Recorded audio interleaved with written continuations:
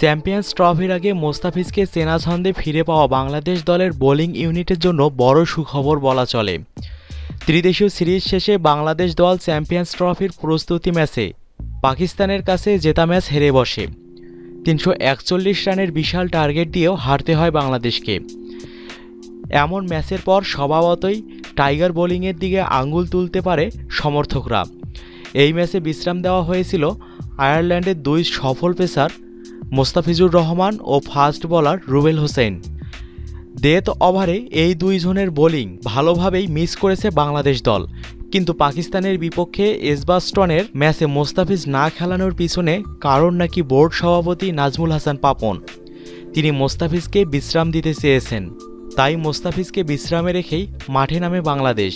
BCB chief Nazmul হাসানের ভাষ্যমতে, আমি চাইনি মোস্তাফিজ পাকিস্তানের বিপক্ষে খেলুক, ছেলেটা টানা সবগুলো ম্যাচ খেলে এসেছে। বোর্ড প্রেসিডেন্ট হলেও দল নির্বাচনের ক্ষেত্রে পর্দার আড়ালে নাজমুল হাসান পাপনের সরাসরি হস্তক্ষেপ নতুন কিছু নয়। বিষয়টি এখন আর পর্দার আড়ালে রইল না।